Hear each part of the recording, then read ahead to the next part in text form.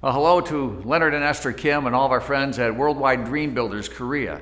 It's great to have a chance to be with you today. I was asked to share a few thoughts today about my dad because it's his birthday time, and to reflect on some of the things that we learned or that he taught us. And it's pretty important to reflect and remember those messages, those experiences, those stories. But you'll have to forgive me. It's really hard for me to do that without also including Jay. And so as I think about my dad's birthday, I think so much about what we learned from both of them. And I have a few stories I want to share with you. The first one is a story about partnership and trust. There was an author who was writing a book about my father a number of years ago, and he had wanted to interview Jay to get some quotes for the book. And Jay's health at that point was deteriorating. It was very difficult for this author to see him, and so I was asked to ask Jay a few questions, get a few quotes for the book. And it turned into just this wonderful conversation with Jay about his relationship with Dad. And he told lots of different stories and reminded me of their relationship and what they had done together. But he ended with a thought that was pretty powerful. He said, Doug, at the end of it all, it was really busy when Amway got started. He said, we had to kind of divide and conquer, if you will. There was times where your dad just had to be in the field. He was out in the field, and he was working with all the leaders in the field, and I was back at the company. And we had this relationship, though, this bond and this trust that whatever he was doing, whatever he said, whatever commitments he made, I supported him 100%. And then Jay smiled and looked at me and he said, even when he was wrong. And I laughed, and I thought that would be the end of the story, but Jay continued and he said, when your dad was there, I was here in Ada. I was at the company. I was building the product line and the manufacturing capabilities and other things like that. And I knew that whatever I was doing, your dad trusted me and he supported me 100%. And then he smiled one more time and said, even when I was wrong. Partnerships built on trust accept that we're human. They understand that we're going to make mistakes. It's not going to be perfect all the time, but there's trust. There's a commitment to be together, to work through those times and stay together going forward. That's the story of Rich and Jay, and that's the story of Amway Korea. The history of Amway Korea has a lot of ups and downs. And you have dealt with so many challenges, and you're dealing with tremendous challenges right now. You're going through tough times, but yet you're sticking together. You're working together. You're finding solutions to the challenges that you're facing. You're building on that spirit of partnership and on that trust and commitment to each other. And that's just such a beautiful thing, and that's so critical to the success of Amway and to the success of every Amway leader. To not only have that trust in others, but to be trustworthy yourself. That your word is your worth, and that when you say something, you'll do it. It doesn't mean that you're going to be perfect. We're not perfect. The company's not perfect, but yet there's a spirit of partnership and this trust that will get us through every challenge, even a global pandemic. Even a global pandemic that's impacting Korea in incredibly difficult ways and impacting you and your business. We will stick together and we'll move through it. The second story that comes to mind that I want to share is about being a builder and moving forward. Many years ago, there was a project, a development in downtown Grand Rapids. And as many of you know, Dad, Jay, and Amway were very committed to our community.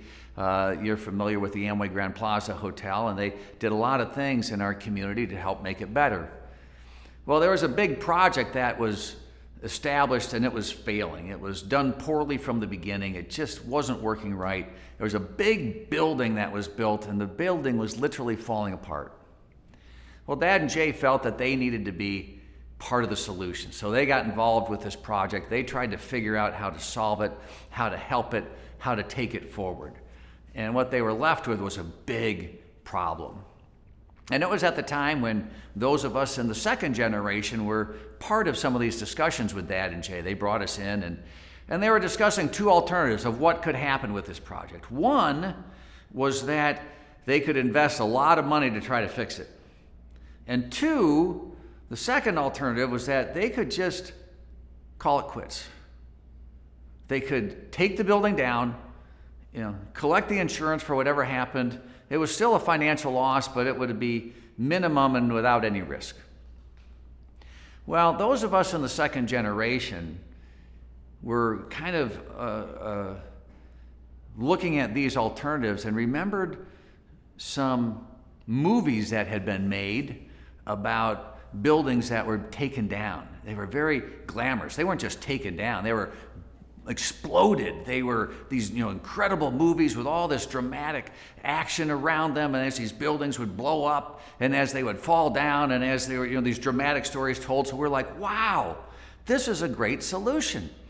If you decide to take the building down, we can blow it up. We'll make a movie. We'll put Grand Rapids on the map. And we began having this silly discussion about all the ways that the project could be ended.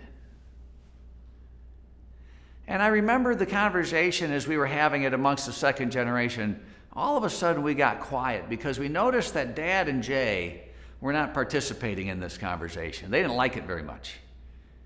And we at least had the wisdom to stop and go, did we do something wrong?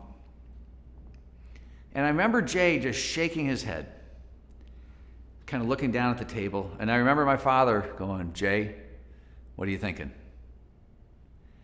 And Jay just shook his head. He said, no. He said, no. He said, we don't blow things up. We build things up. We're going to move forward. There's only one solution here. And that was the solution: to rebuild, to figure out a way to fix it, and to make it a good development in our community. We build things up. We talked about the challenges that we're facing in business, and there's challenges that you face in life. But there's a mentality and a mindset of growing, of going forward, of building things up. And that's a powerful reminder of who they were and what they believed. And then they spent their whole life building things up. And whenever we get together and we talk about the business, we talk about the future, let's be reminded that we're builders, we're encouragers, and we move forward. Well, the last story that comes to my mind is a very personal one about how you can do it. As you know, my father, that was his phrase, and he went around the world, and when you'd ask him, so, hey, Rich, how did this all happen? He said, I just told people they could do it. I just told people I believed in them. They could do it. And I remember once when I was a small child, and I was having trouble making friends at school. Typical, right? Every kid goes through this sort of thing. Well, when you're Rich DeVos's kid, it's cause for a motivational speech. And so Dad was right there. He was on it. But he wasn't gonna give me any opportunity to make excuses. He said, if you want to make friends, you've got to be positive. You can do it, but you've got to go out and make the friend. Don't just wait for friends to come to you. And he began to explain to me that I had to do things differently, that I had to be a happy person and an inviting person, and I had to be a person who was willing to start a conversation with somebody and to find somebody who also may have had trouble making a friend, and that I needed to go and start something and building a relationship with them. And I remember him taking me to school that morning and encouraging me as I went into school. He said, "Go get him, Mr. Happy." It seems so silly now, but I remember the story all these years later because he believed in me. And I watched my whole life as he expressed his belief in people and as he expressed his belief in you. Whatever your situation, wherever you're coming from, Amway is an incredible business with support all around you. You have an incredible upline. You have incredible leaders who've demonstrated their ability to be successful. They know how to be successful. They've done it. They can teach it. They can show you how it happened for them and encourage you along the way. But they can't do it for you. The company can have all the newest products and the best support and the best technology and the best operations. And we do the best we can, but we can't do it for you. Our job with all the leaders is to express our belief and our confidence in you and to say you can do it. But only you can set your goals. Only you can take the actions necessary for success. Only you can be committed to working through challenges once you've had a failure. Only you can do it for yourself, for your business. And in Amway, once you do it, you're compelled to reach out to others to help them do the same. So these are the messages I just wanted to share as we reflect on Dad's birthday, on this timing. These are timeless messages that impact my life, and I hope they are impacting and helpful for your life and your business as you go forward as well.